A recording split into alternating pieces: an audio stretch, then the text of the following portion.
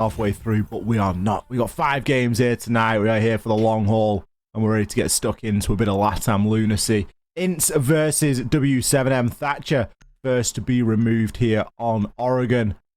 To be followed up by a Maverick. Not too much of a surprise. Defense, maybe, where we're going to see a little bit of target banning coming out. Yeah, I mean, it was the same story yesterday. Maverick got target banned against W7M. I think that you would probably find more use of a Maverick on Oregon than you would on Chalet, so it could end up being a much more meaningful ban, holistically, in this game. Kaid is going to be the next one going out for the side of INTZ, leaving W7M to ban. I guess we'll find out. I guess we'll find out next time. Elevator music. That's not elevator music. Well, it should have been. Wow.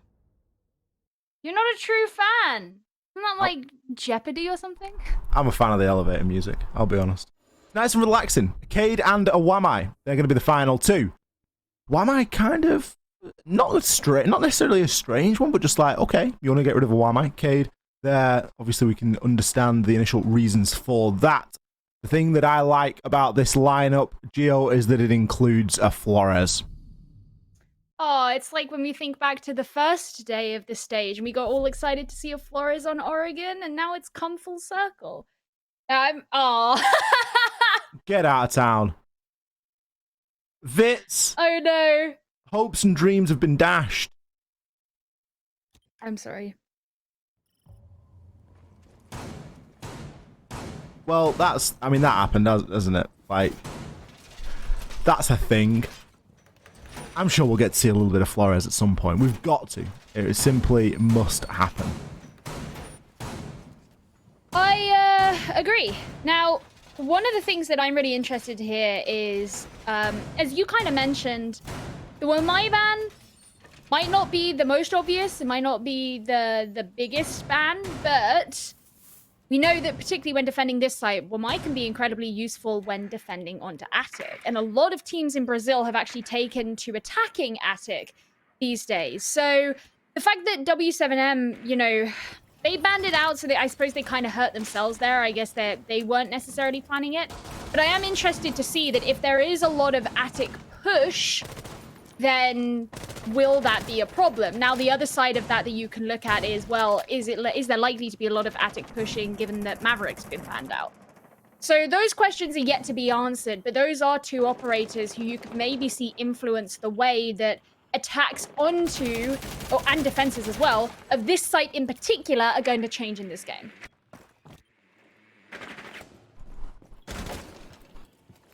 Herds is doing Herds things and finding some early aggression. Zach actually going to be the one straight into Armory. Still rocking the R4C on the Ash. Really clutching on to what used to be so popular and powerful. And oh, Panico. Just wiping his brow like it's absolutely nothing. Hits a brilliant C4 there. He's going to be able to take down Zach. Good little start there. Nice little pre-placed. Good prediction and good call. Really nice. Very clean. Gets rid of Zach nice and early, and even though an Ash might not be the most integral operator, Zach has certainly done a lot of work for INTZ over the last few weeks as an entry fragger, and I think his introduction to the team has been quite meaningful. The nade to be thrown down in through the game's window, but it's not going to find any people. Maybe some utility as you hear it explode in the distance. Oh, okay. What's this? Hornetown and Vitz both getting kills on the window, no less. Maybe this is the way that they're looking to attack into Attic. Forget needing a Maverick. You just kill people on the window and hop right in. Well, it's something that Hornetown has been doing quite a lot lately, and if he gets the taste of blood inside of this game, I wouldn't be surprised to see him tear away with it. There's still quite a lot of information available externally here for W7M. The Valkyrie cameras have gone undiscovered. And that's going to give a bit of info as to anyone pushing in from that big window. As the clock does tick down, we do have Mav underneath with a C4 as well. So whilst INTZ are in a good position here to start amplifying this push, there is opportunity for W7M to really start to hold on here. GDN just gently peeking into Attic there. Going to get away with tossing a Toxic Babe canister out as the Candelas are going to start to come on in. VNX, he's going to be the one to make a bit of an entry, but it's going to be Vitz off the back of the Candelas to find an opening kill on this final execute as the kills do start to fly. Mav finds an exit frag, but it really is only ever going to be that. As the final couple of kills come in, and INTZ are going to execute perfectly there, taking round number 1.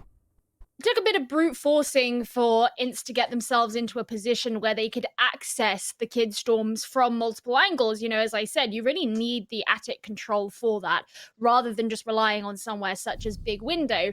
But of course, when you're bringing a Ying along, the Candelas are incredibly effective at being able to clear out that position. In fact, a big problem that we see with a lot of teams who fail to plant or fail to win out a round when attacking onto that site is because they simply have been unable to gain control of the Kid Storms, and it gives the defenders a rather nice little refuge from which they can hold angles, prevent any push coming forward, and cut off rotations that attackers want to make.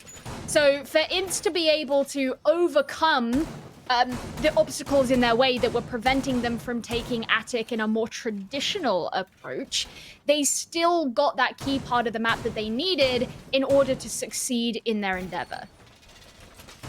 And I guess that's something that you're always going to have the chance of doing if you're bringing something like a Ying. That level of entry that it provides and the disruption and the chaos that it can really start to cause is something that throws things into... The defenders might be in a power position, they might have a lot of utility, but if they can't see, they're not going to be able to do all too much. And that's really what INTZ relied upon there to make that push work. They're going to be approaching the basement this time, though. They're going to be attacking into Laundry. So, W7M sticking to a rotation, not going to give it another go downstairs. This is maybe where you would really like to see the Flores, but if INTZ are just out for a bit of aggression and some really flashy gunfights, then we may just not see that materialize at all, and it could just all be reliant on their ability to burst on into sight and to come away with a ton of kills.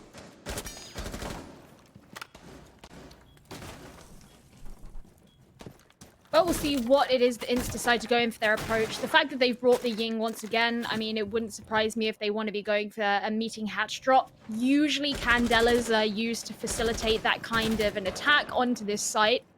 But for now, they're going in for basically a full clear, as many of them look to enter in through the top floor. I don't know how many of these W7M players are actually off-site, though. It looks to me like most, if not all of them, are downstairs, and that does indeed seem to be the case.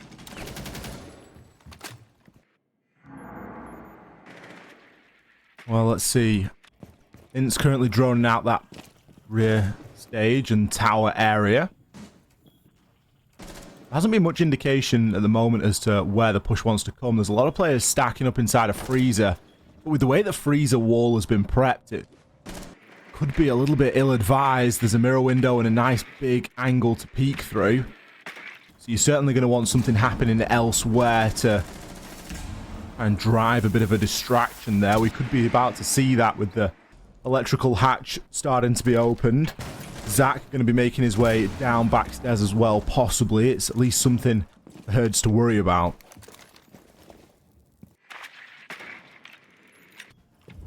Into the final minute of the round, they've gotten those hatches open, but you can see INTZ actually begin to rotate out. Hertz hasn't been flushed out of pillar whatsoever, so if they do apply any pressure to those back stairs, they're going to really struggle against that. There's the first set of Candelas alongside some smokes too. That's indicating a potential drop. The Toxic Babe canister may look to push them back regardless. Drunks takes a bit of damage as he's kind of peeking down in through freezer, and Panico's just waiting at the bottom of the laundry stairs for anyone who may dare to approach. I mean, there's no better place for him to be, but he's got to hit his shot. Zach there, he's going to take him down. The shotgun won't matter, and Zach can just burst his way on through sight. Will eventually be taken down by Guy, but a lot of the damage has been done elsewhere. Vitz and Hornetow coming up with a couple of frags.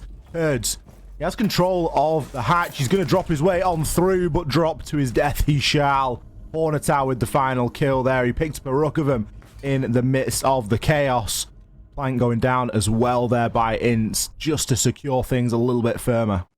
It really seemed to me like as soon as those first couple of kills were taken, a lot of the players of W7M shifted their positions to react to it, and then you have kills coming in from behind. For example, that final one from Hornetow, who was out towards construction, he got that kill because the defenders within the site actually turned around and weren't necessarily anticipating a push to come in through that direction.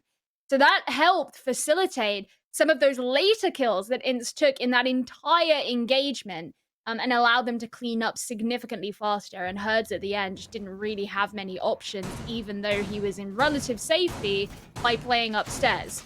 So 2 nice rounds taken by INTZ, where they have very much looked like they hold the control in those rounds. W7M opting to return back downstairs to go to that very same site. Now, this time, INTZ actually haven't teased out the Flores. They've decided to stick with it. Maybe they want W7M to assume that it is yet another 6 pick, when in actuality, they're going to use those drones. Now, I mean, really intrigued to see how that's going to go. They could use it, of course, to remove the shield that GDN is most likely going to place here in elbow.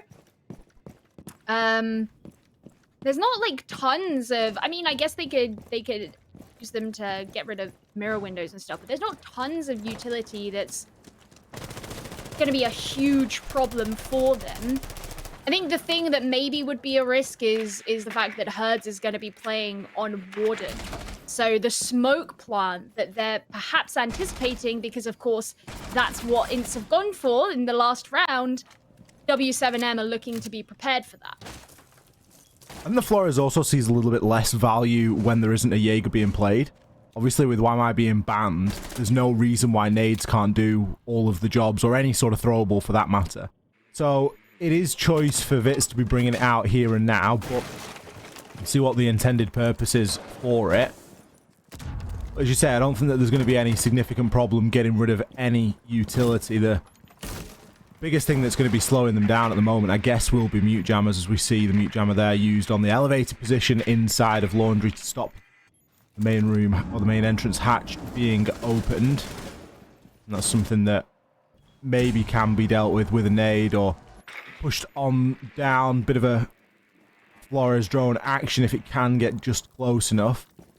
Certainly a drone going down now to investigate and just to get a read on what exactly is happening there, but a very cautious round from W7M. They're not looking to try and play too aggressive here. We don't have Herds out on the roam this time. He did move up the back stairs last time, but as the Warden, you just doubt that that is going to be the case here. Info now being gathered. Banshee's being destroyed.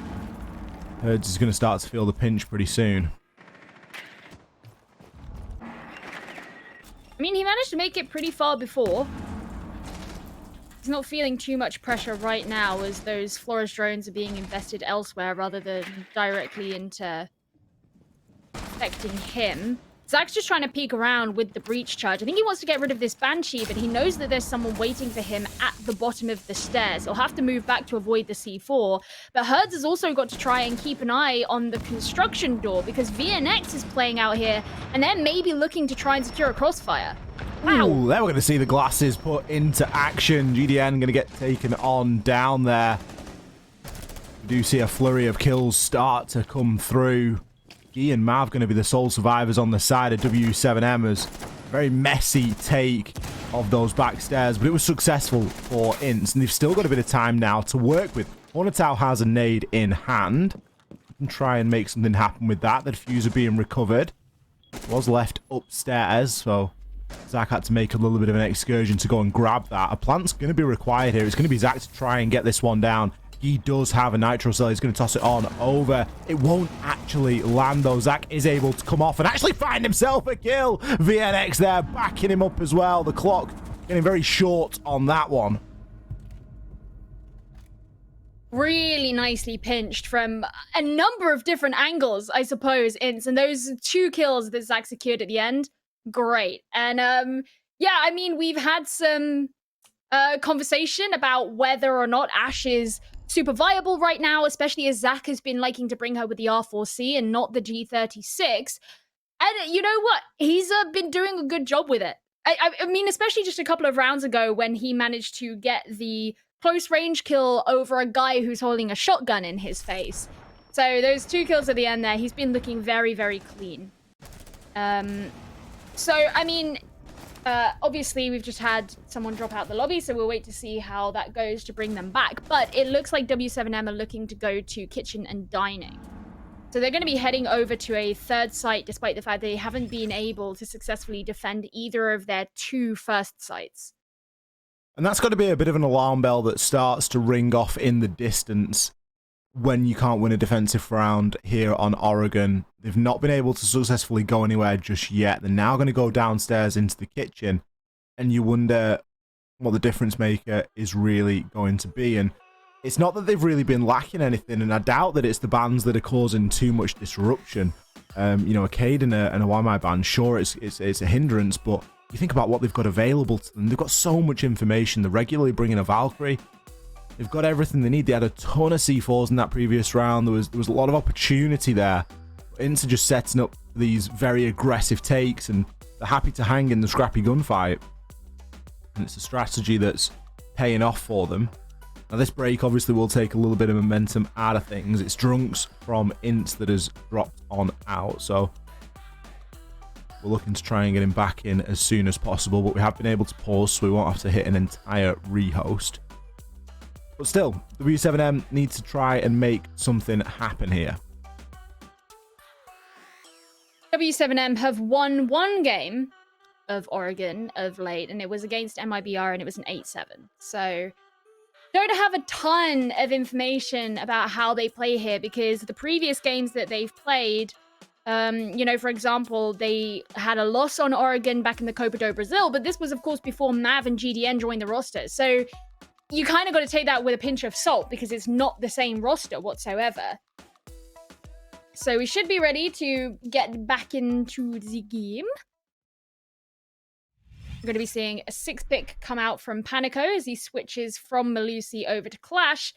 And Zach himself switching the Ashe to go to what is now considered the more standard Zafir.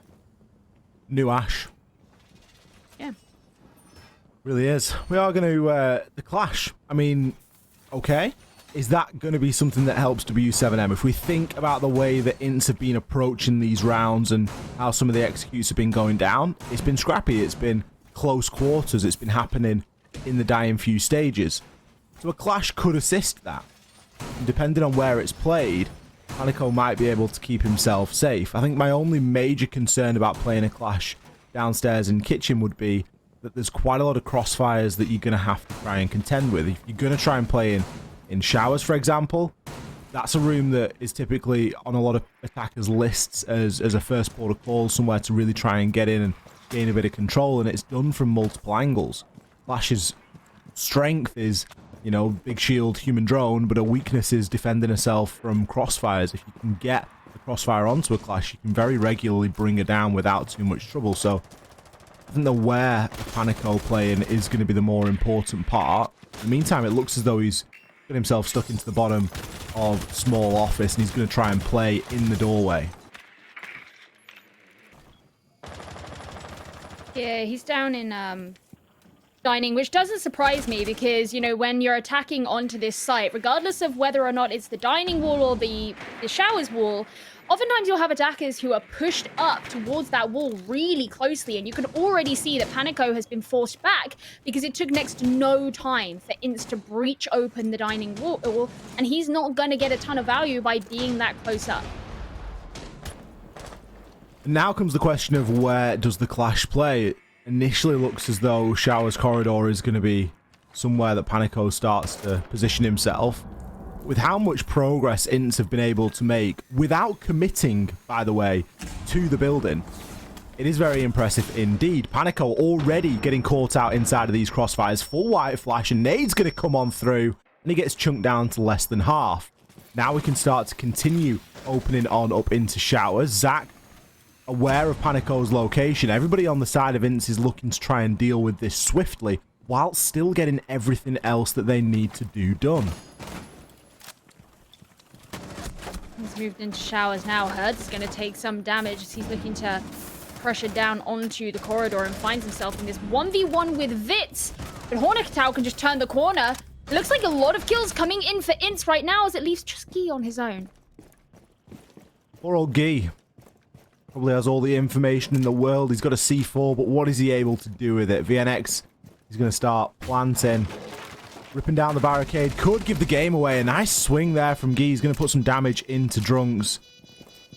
The game has been given up, though, and his location is now known. It's going to be a tough old post plant here for him. He has to try and break these engagements down, but he's going to be getting held from multiple angles. Oh, you do just see Zach keeping himself alive there. He has managed to push all the way on through. There's a drone in the middle of the floor. Drunks is the one that's going to be thirsting initially for this final kill, and Drunks is going to be the one to find it. INTZ 4 clean rounds here on Oregon. Yeah, I mean, clean is the operative word. It took basically no time for them to swarm and overwhelm the team. So much of it really revolved around getting rid of that clash. But as you noted, you know, she was being entirely targeted. Send in those flashes from the showers corridor window. You send in a nade as well. At best, Panico has to turn around and is forced out of position, but at worst you just get killed, whether it's because you turn around and you expose yourself so that someone can kill you from behind, or you get naded, whatever it might be.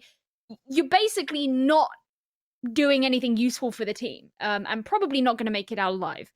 So when that was sort of the entire premise of that defense, and of course when you bring a clash, it is to be irritating, it is to slow down an attack and hold them back. At no point did Panico actually succeed in that. In fact, every single time INTZ did something and they took a step forward, it was Panico who found himself taking a step back. If that's your way of defending with Clash, then yeah, I'm not surprised it didn't work.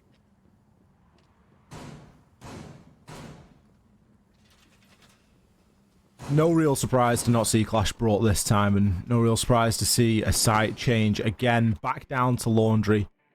It wasn't even that close when we think back to the previous time that W7M defended this, and they've done so twice. So we'll have to see if there's anything that they're going to try and do differently.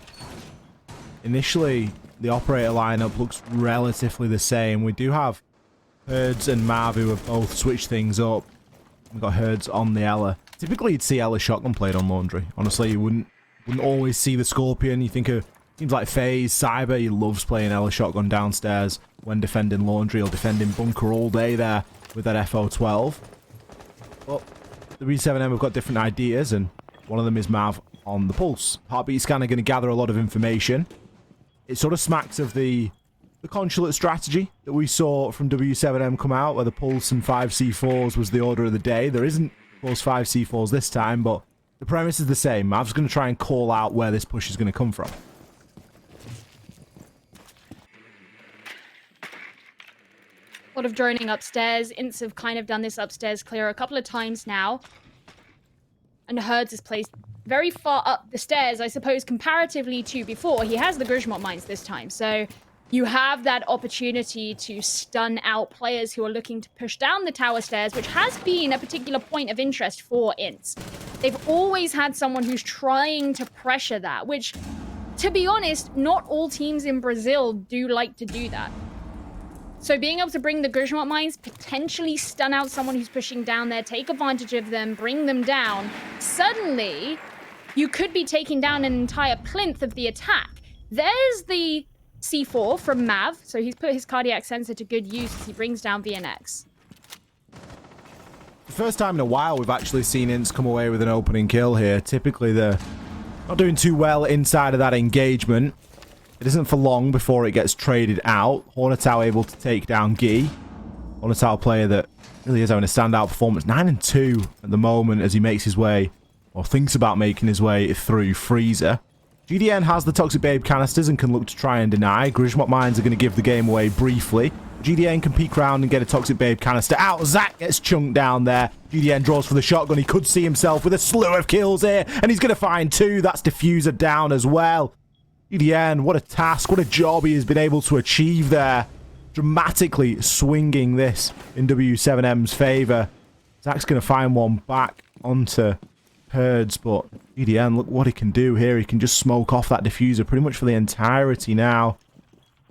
Still has one Toxic Babe canister left. Drunks locked in holding the angle. Doesn't want to go for the peak, but as time ticks down, he's going to have to try and do something. It's going to be Panico that He's trying to lock in on. But Drunks is allowed to move on through. He's actually going to be able to take down Mav. Now the pressure really is on as he's looking to aggress on a bit further. But no, he's going to full white blind himself. The shotgun at close range is going to be disastrous here. Drunks, you've got to try and hold on. The plant is going down, but a C4 flies through from Panico. We just about got a glimpse of it in the POV, but there it is. Finally, we see W7M clutch themselves around here. Yeah, I mean, it was hard, but they finally got there. I have to say, it was really good the way that GDN played the position that he was in, because that's a very precarious position to actually try and defend this site, particularly if you have attackers who are pushing in through both Freezer and Laundry, which is what was happening at the time. But GDN being able to take advantage of, well, here we go, here's the replay for it. GDN being able to take advantage of those players who were coming in from Freezer without being killed or punished for it by the angles that could have been held from Laundry, that was actually really big. And, you know, it put INTZ in such a vulnerable spot after that, particularly as the diffuser, of course, got dropped. Yeah, I think GDN's definitely won the round there for the team. You know, the clutch at the end is always nice, but it would never even have come down to that had it not been for GDN able to lock down that freezer and really start to provide a lot of value there. We are inside of a pause at the moment, so hence the player cams, but I do believe we're going to be getting underway very shortly indeed. One more round of defense here for W7M. They've got another chance to redeem themselves slightly and walk away from this phase with a 2-4 split. Still, it wouldn't be seen as ideal, especially not for Oregon, especially not for the defense, but they're going to take whatever they can at the moment, as things in this game haven't been going their way entirely. INTZ on a little bit of a tear, looking like they're willing to bring some fresh ideas to the table, and we're seeing that again inside of this round. They've opted for double hard breach here, where previously we've seen them play the Ying. They've instead brought the Capitao, a Hibana and a Thermite. So I'm expecting that same essence, Joe. I'm expecting the same control inside of Attic and moving through games, but this time it's the Capital that's going to be providing the disruption. Yeah, and to be honest, this could be part of, well, actually, excuse me, I was going to say part of the reason why they banned 1Y, but it wasn't INTZ who banned 1Y, it was W7M. So they're using W7M's ban against them, I guess, because a Jaeger isn't going to do anything about it. Only the 1Y discs are going to be able to prevent those incoming projectiles from a Capitao. So they're going to have a lot more of a likelihood of finding value with it. And if you can, I mean, it's like what I was talking about in round number 1. It's about figuring out how to flush those players out, particularly from the kids' dorms. That is such a key area in this site. So in the first round, they did it with Ying Candelas. In this round, they'll probably be looking to do it with the Capitao bolts. And because there are a couple of them, they can use them in different places. They don't just have to do it on the kids' dorms. They could do it into Trophy. They could do it into Pit to force anyone out from Attic, because that, of course, is somewhere that they really need to take control of as well.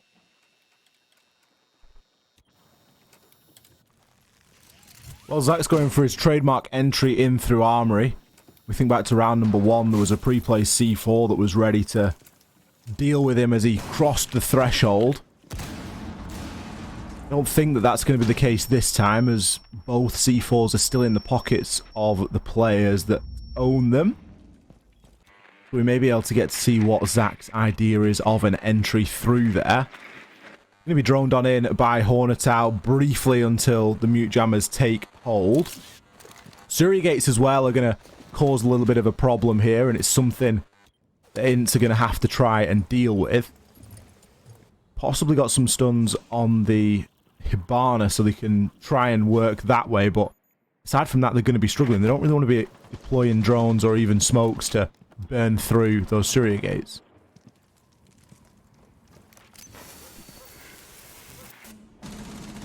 Next breach to be done on the games room wall. Hornetau sending in the Gemini as well. W7M haven't lost anybody at this point. INTZ have taken control here of Trophy, and because of that breach that's been made through into the Trophy wall, it seems they have control of Attic as well. You can see there's 2 defenders here in kids' dorms, the area that they lost so crucially back in round number 1. We need to be holding on to this very, very hard. Now, it doesn't look like INTZ have got anybody over on big windows, so for now, Herds is pretty much only got to worry about those angles that are going to be held onto him from Trophy. So Panico was trying to line something up there as we do see a bit of utility start to get pushed on through. I'm getting in-depth view here from Panico on what his part is going to be to play inside of this round. Toxic Babe canisters going to be causing a little bit of confusion and control, but ultimately it's going to be Drunks that's causing the damage. VNX is going to be confirming that plan. So we see Mav trying to rotate himself at white, but he will be getting taken out. Vitz going to find the final frag inside of this one. Mav's attempt was valiant, trying to get himself up there. Herds, of course, just hanging out in the side of dormitories pretty much for the entirety of that round, throughout all the action, keeping himself alive just to rotate at the end and see his demise. A 5-1 split there from INTZ. It can only be described as a dominant performance here on Oregon. It's looking very good. And yesterday, when we had the interview with JP, he said to us, you know, we've just won against NIP, but we don't want to celebrate yet. We have a very important game coming up tomorrow, playing against W7M. We need those points to push ourselves off the bottom of the pool, because if you consider where both of these teams are in the leaderboard, W7M are right in 10th spot. INTZ are currently in 8th, but they want to be making as much space between them as possible, because even though they cannot qualify for the Copa Elite 6, looking forward into stage 3, putting those points on the board now is going to be highly integral for them if they're to avoid relegations and actually see some success next stage. So INTZ know how much of a big deal this game is to them. And that's not to say that W7M don't. I would imagine that they are also very aware. But they are having a much harder time at it now. And I'll be totally honest with you, Ollie. It has felt in the last few days, even the last couple of weeks, that W7M have maybe slipped a bit from some of the hope that we saw from them back in the start of the stage.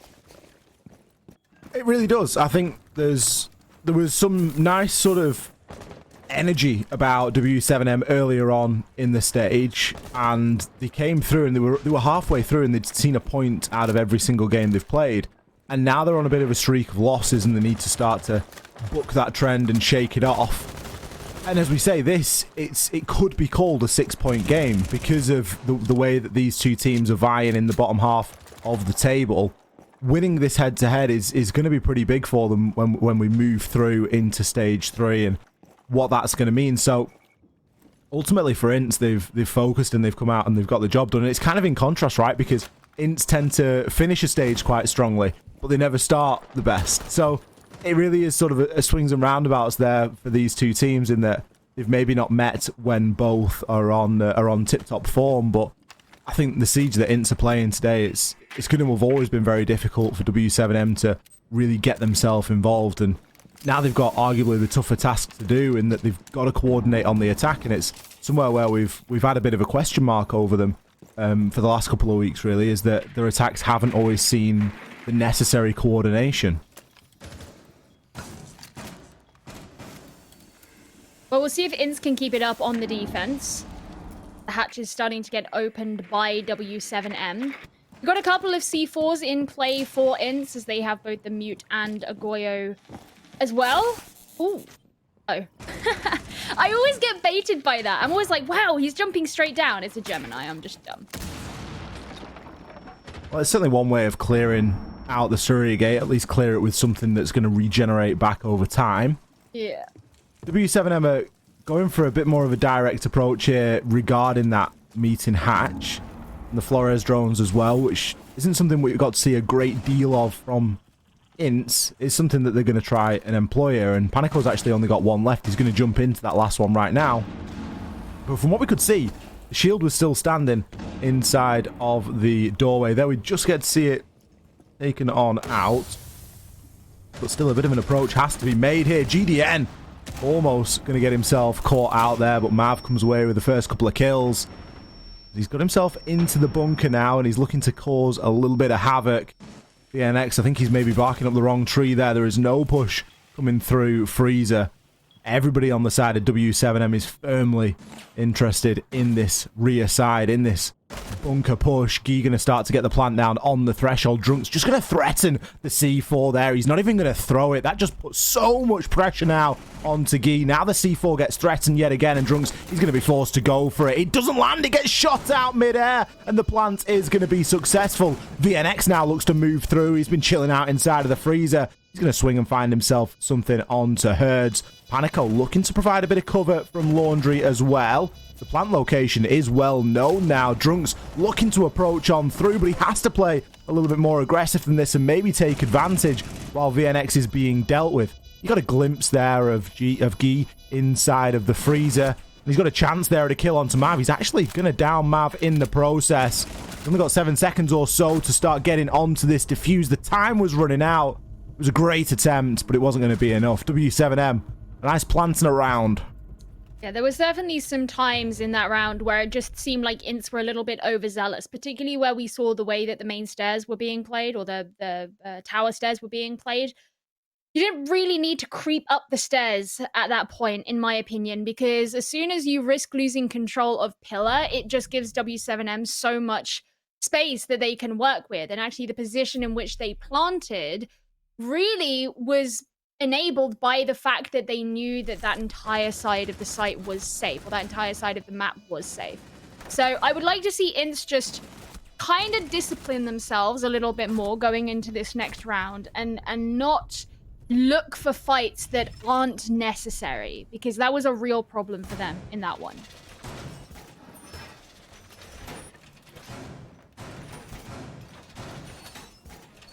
Ints have got a couple of rounds to play with here, and we're maybe going to see them playing in that fashion, but as we've seen too many times inside of BR6 and in Siege in general, it doesn't take much for a round lead to start to slip, especially if W7M are able to hype themselves up sufficiently to start to overcome that that round difference and really start to make a game of things. So I think for Ints, it's going to be alright to try and play a little bit aggressively there, maybe get caught out of position, but it's probably not a pattern or a habit that they want to be getting into too firmly. So we'll see how Ints choose to approach this one. It looks as though they're going for a very sort of utility soak-esque meta with the Jaeger and the Aruni. The laser gates are going to cause quite a lot of trouble, as they did in the previous round. We saw things like Gemini's being used to remove said laser gates.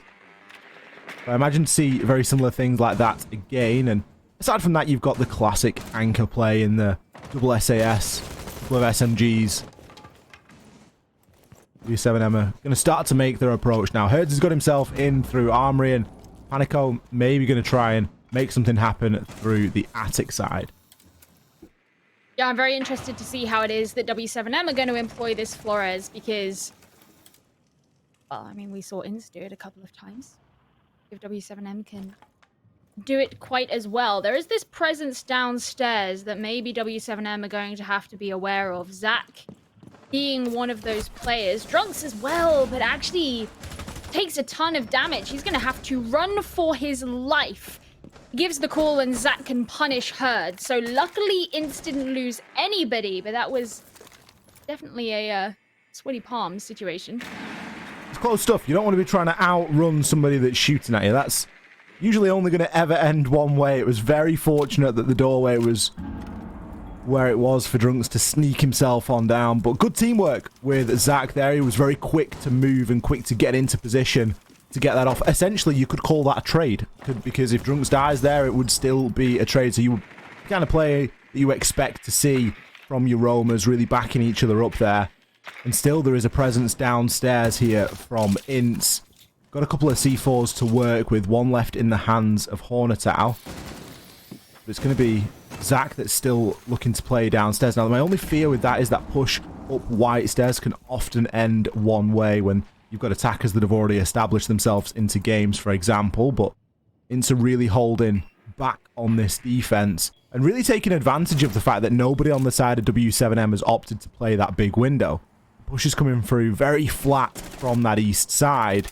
And that means that Ints can just turn their attention toward games, towards attic.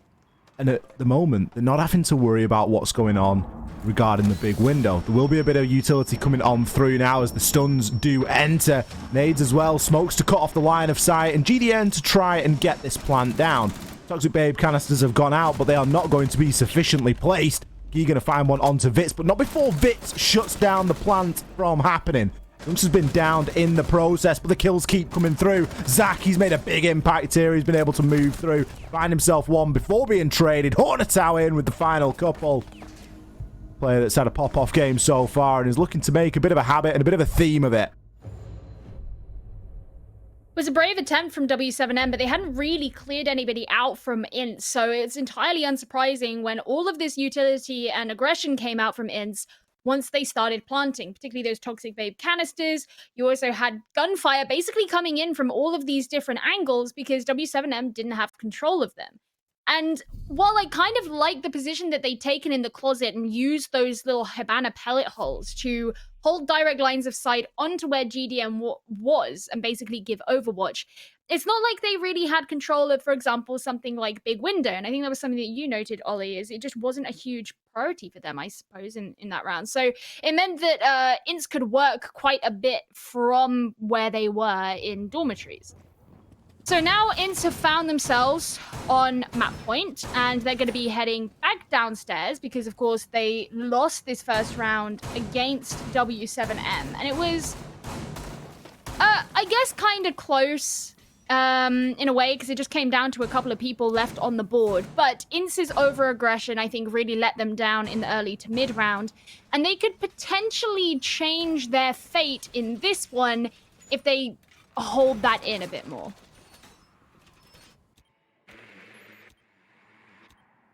I think there's opportunity here for INTZ, as you say, to temper that aggression somewhat. Not quite go as ham in the early part of the round, particularly looking toward whoever it is that's going to be playing rear stairs. We'll see if they can keep themselves alive for a tad longer. INTZ haven't brought the Aruni this time. They haven't got the laser gate. It was something that slowed W7M down previously. Instead, they've opted for a slightly different composition. Opting to bring a couple more, well, another C4, I would guess, and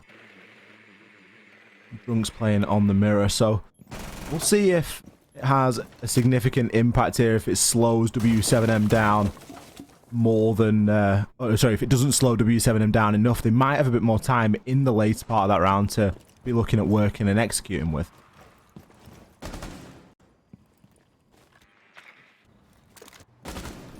W7M have decided to bring along a Nomad as well, try and hold back some of the rotations that could be made by INTZ. I wonder if they're gonna try and use those on either the staircases to prevent INTZ's attempts at over-aggression, or even down into the site itself, because INTZ haven't necessarily had particularly, you know, big roams or anything going on upstairs. So I'm curious to see where the air jabs are going to be deployed. Oh. Well, there is your answer, Joe. Really right. Go where he wanted it to go. Right on the corner. Cool. He did have to use the second one to go up at the top of the freezer stairs, but you can't pick up an air jab once you've already placed it down. So that's two of them that have already been used. I think Panico found that out there because he did sort of look at it, and you can just imagine him sort of just matching F, just trying to make something happen there. Yeah. But it's never been a thing, unfortunately. I think the sort of sticky goo that it goes out with. It expands, right? It's the expanding foam.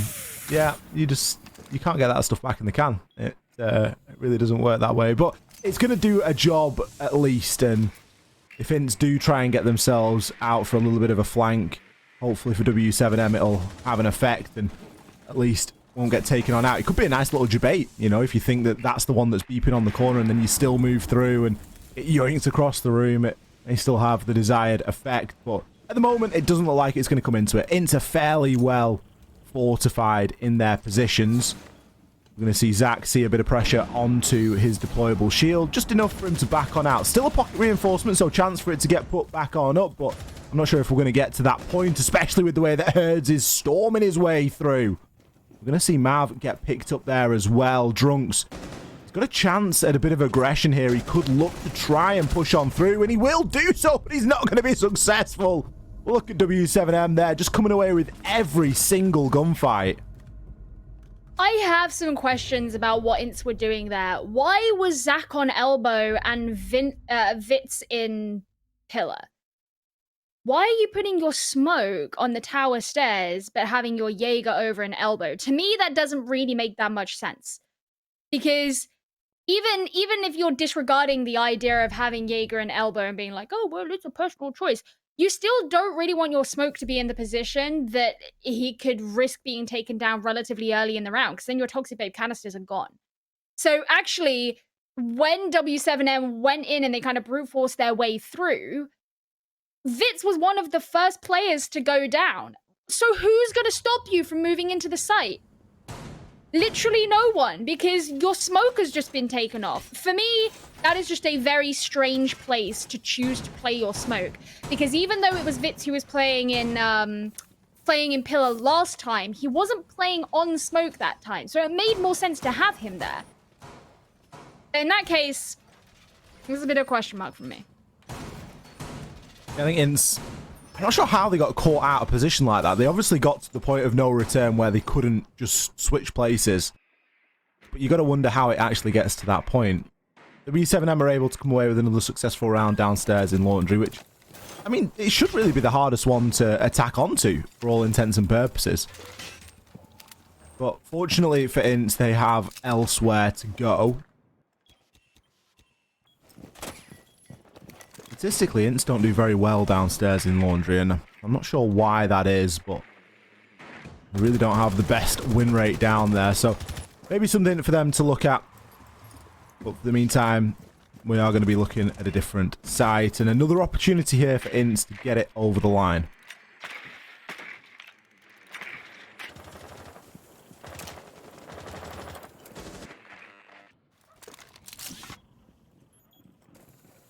We will see. Sorry for the long pause. I stepped on my headphone cable and managed to pull it out. So Nice. that was great. It's just that horrible moment where you don't know if I'm still talking. Oh, yeah. I was, you know, we're fine. It's just little technical difficulties. It happens.